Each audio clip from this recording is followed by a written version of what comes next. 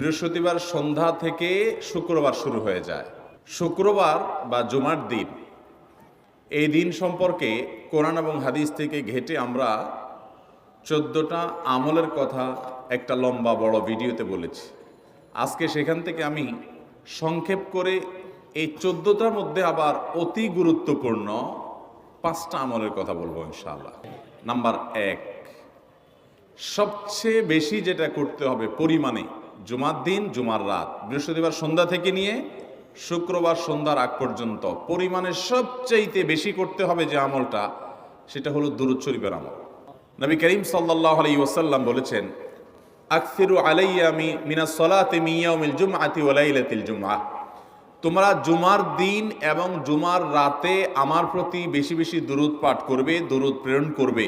ফাইন্না সালাতাকুম মারুদাতুন আলাই, কারণ তোমরা যে দুরূদ পাঠ করো এটা আমার কাছে পেশ করেন আল্লাহর ফেরেশতারা, এবং রীতিমতো নামধাম সহকারে আল্লাহর একদল ফেরেশতা নিয়োজিত আছে। তারা বলেন, আল্লাহ, হে আল্লাহ রসুল, আপনার অমুক উম্মত, অমুক অনুসারী, আল্লাহর অমুক বান্দা পৃথিবীর অমুক প্রান্ত থেকে, অমুক দেশ থেকে, অমুকের সন্তান, সে আপনার প্রতি দুরূদ পেশ করেছে জুমার দিনে, জুমার রাতে বা অন্য সময়ে।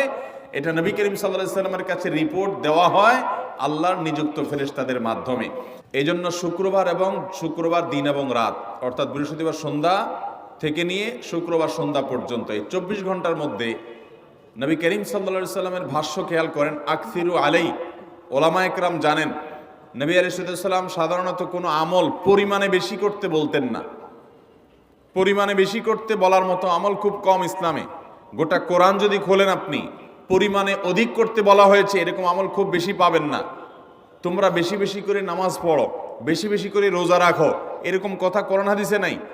অবশ্যই একজন ইমানদার 5 ওয়াক্ত ফরজ নামাজের পাশাপাশি অধিক পরিমাণে নফল নামাজও পড়বেন, সেটা ভিন্ন কথা। কিন্তু কোরআনে বেশি পরিমাণে আল্লাহর জিকির করার কথা বলা হয়েছে। আর নবী করিম সাল্লাল্লাহু আলাইহি সাল্লাম বৃহস্পতিবার সন্ধ্যা শুরু হলে শুক্রবার সন্ধ্যার আগ পর্যন্ত বেশি পরিমাণে করতে বলেছেন যে কাজটা, সেটা হলো দুরূদ শরীফের আমল। দুরূদের এই আমলটা, এটা করার জন্য আল্লাহ তাআলা এমন সহজ করে দিয়েছেন যে ওযুর প্রয়োজন নাই। আপনার ওযু নাই, তারপর আপনি দুরূদ পাঠ করতে পারবেন। এবং আপনি এই বড় দুরূদ পড়ার মতো সময় নাই, তো আপনি একেবারে সবচেয়ে সংক্ষিপ্ত দুরূদ পড়েন সাল্লাল্লাহু আলাইহি ওয়াসাল্লাম, তাতেও দুরূদ পাঠের সওয়াব পাবেন। আমলটা করবো তো ইনশাআল্লাহ। নাম্বার 1। নাম্বার 2, জুমার দিন উপলক্ষে অন্য যে কোনো দিনের চাইতে জুমার দিন অর্থাৎ শুক্রবারের ফজর নামাজ পুরুষরা মসজিদে জামাতের সাথে পড়বেন। জামাতের সাথে পড়ার নিয়ত করবেন পাক্কা, কারণ অন্য যে কোনো দিনের ফজর নামাজ না, শুধুমাত্র যত নামাজ আছে, নবী করিম সাল্লাল্লাহু আলাইহি সাল্লাম বলেছেন, আফদালুস সালাওয়াতে ইনদাল্লাহ, আল্লাহর কাছে দুনিয়ার সব নামাজের মধ্যে 5 ওয়াক্ত সাধারণ নামাজগুলোর মধ্যে সবচাইতে উত্তম নামাজ হলো সলাতুল ফজরে মাআল জামাআতে ইয়াউমাল জুমআহ, জুমার দিন ফজরের নামাজ জামাতের সাথে আদায় করা হলো যত নামাজ আছে এর মধ্যে সবচেয়ে শ্রেষ্ঠ নামাজ। ভাইরা আমার, প্রত্যেক বৃহস্পতিবার আসলে সন্ধ্যার সময় প্রতিজ্ঞা করব, সপ্তাহের অন্য দিন যদি আমার ত্রুটি বিচ্যুতি হয়ও আমি সেটাকে কারেকশন করার চেষ্টা করব, কিন্তু শুক্রবার ফজরটা পুরুষ হিসাবে আমি জামাতের সাথে পড়বই পড়ব। তার জন্য রাতে আগে আগে শোবো, ডাবল ট্রিপল অ্যালার্ম দিয়ে শোবো, অন্য নামাজি বন্ধুকে বলবো ফোন দিয়ে ডেকে দিবি, একে অন্যের সহযোগিতা করব, কিন্তু ফজরের নামাজ জুমার দিন ছাড়বো না ইনশাআল্লাহ। 3 নম্বর আমল হলো সূরা কাহাফ পড়ব। যারা কোরআন পড়তে পারেন না তারা শুনবেন, আর যারা পড়তে পারেন তারা নিজে পড়বেন। সূরা কাহাফ যদি জুমার দিন কেউ পড়ে, নবী করিম সাল্লাল্লাহু আলাইহি সাল্লাম বলেছেন এই সূরাটা তার জন্য নূর হবে, নূর, আলো আল্লাহর তরফ থেকে। কিয়ামতের ময়দানে ভয়াবহ গুটগুটে অন্ধকার হবে। কিয়ামতের একটা ভয়াবহ শাস্তি হলো অন্ধকারের শাস্তি। ভাইরা আমার, অন্ধকারের শাস্তি মানে এমন ভয়াবহ অন্ধকার হবে যে দুনিয়ার অন্ধকারের সাথে কোনো তুলনাযোগ্য নয়। সেই ভয়াবহ অন্ধকারে কিছু আমল আছে যে আমলগুলো মানুষের ওই অন্ধকারের মধ্যে আলোর কাজ দিবে। এর মধ্যে একটা হলো এই সূরা কাহাফ। অন্য অনেক উলামায়ে কেরাম বলেছেন এর ব্যাখ্যা হলো সূরা কাহাফ যদি কেউ এক বৃহস্পতিবারে পড়ে, পরের বৃহস্পতিবার পর্যন্ত, এক শুক্রবারে যদি পড়ে, পরের শুক্রবার আগ পর্যন্ত পুরো সপ্তাহব্যাপী তার ভিতরে নূর, ঈমানের নূর, তাকওয়ার নূর, ইলমের নূর, আমলের নূর, ভালো মানুষ হওয়ার নূর তার ভিতরে আল্লাহ তাআলা সৃষ্টি করে দিবেন।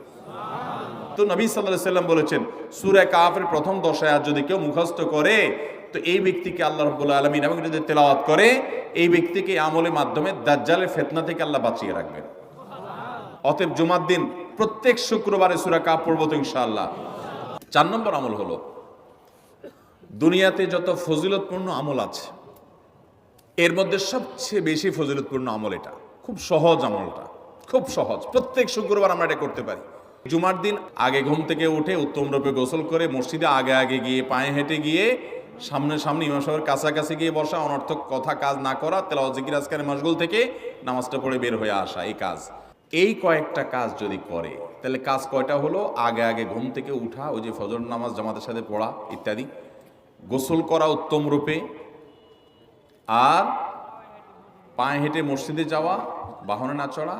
4 নম্বর হলো ইমামের কাছাকাছি গিয়ে বসা, কোনো অনর্থক কাজ না করা।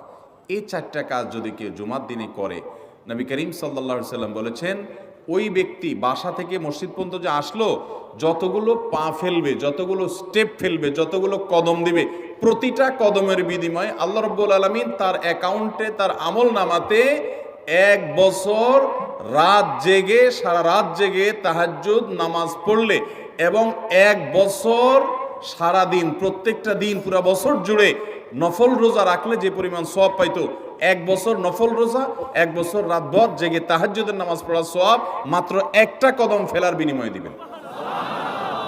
চেষ্টা করব না ইনশাআল্লাহ। 5 নম্বর এবং সর্বশেষ আমল হলো জুমার দিনে একটা সময় আছে দোয়া কবুল হয়। দোয়া কবুলের যে সময়গুলো আছে এর ভিতরে অত্যন্ত ইম্পর্টেন্ট একটা সময় হলো জুমার দিন। শুক্রবারের একটা সময় সম্পর্কে নবী সাল্লাল্লাহু আলাইহি ওয়াসাল্লাম বলেছেন যে একটা সময় আছে শুক্রবারের, এই সময়ে বান্দা কোনো দোয়া করলে আল্লাহ তাআলা ফিরিয়ে দেন না, কবুল করেন। কিন্তু সময়টা যে ঠিক কখন এটা হাদিসে নবী সাল্লাল্লাহু আলাইহি ওয়াসাল্লাম বলেন নাই, যাতে করে হয়তো আমরা সারা দিনেরই কম বেশি দোয়ার চেষ্টা করি। এই বিষয়ে মুহাদ্দিসগণ, হাদিস বিশ্লেষকগণ, পণ্ডিত ওলামা একরামগণ হাদিসের বিভিন্ন আকার ইঙ্গিতকে গবেষণা করে, অ্যানালাইসিস করে এক একজন এক এক সময়ের কথা বলেছেন। তবে বেশিরভাগ ইমাম, বেশিরভাগ পণ্ডিত ওলামা একরাম, বেশিরভাগ আপনার ইসলামিক স্কলারগণের বক্তব্য হলো যে এই সময়টা হলো জুমার দিনের শেষ প্রহর, আসরের পর থেকে নিয়ে সূর্য ওঠার আগ পর্যন্ত এই সময়টা। আমাদের আল্লাহর দিকে মনোনিবেশ করতে হবে দোয়ার জন্য বেশি বেশি। তাহলে শুক্রবারে 5 নম্বর আমল হলো বেশি বেশি কি করবো ইনশাআল্লাহ? দোয়া, বেশি বেশি দোয়া করবেন, উঠতে বসতে চলতে ফিরতে। বিশেষভাবে সূর্য ডুবার আগের যে সময়টা শুক্রবার, অর্থাৎ দিনের শেষ সময়টা, বিশেষভাবে আল্লাহ তাআলার কাছে দোয়া করব। ঠিক আছে তো ইনশাআল্লাহ? কয়টা আমল বললাম? আমল করব তো ইনশাআল্লাহ? মনে থাকবো তো ইনশাআল্লাহ? আমরা প্রয়োজনে বাসায় গিয়ে একটা কাগজে নোট করে ফেলবো, লিখে ফেলবো, লিখে এরপরে ওয়ালে টাঙ্গায় দিবেন বাসায় যে জুমার দিন এই 5 কাজ আমি ছাড়বো না। আপনি যদি মনেও না থাকে, আপনার যদি ভুলেও যান, আপনি এই কাগজ আপনাকে মনে করাবে ইনশাআল্লাহ। বাসায় ফ্যামিলির লোকদের সাথে শেয়ার করবেন, জুমার দিন হুজুর বলেছেন, আমি একটু আমার মন থেকে বলিনি, এগুলো সব কোরআন হাদিসের কথা বলেছি আপনাদেরকে। কোরআন হাদিসের আলোকে 5টা আমলের কথা বলেছেন, বিশেষভাবে জুমার দিন আমি 5টা আমল করবই করব। ভাইরা আমার, প্রত্যেক জুমার দিন যদি আপনি একটু ইমানের রিচার্জ করেন, ইনশাআল্লাহ সারা সপ্তাহ আপনার জন্য সেটা উপকারে আসবে। চেষ্টা করবো তো ইনশাআল্লাহ? আল্লাহ তাআলা এই আমলগুলো আমাকে, আপনাকে, আমাদের সবাইকে করার তৌফিক দান করুন।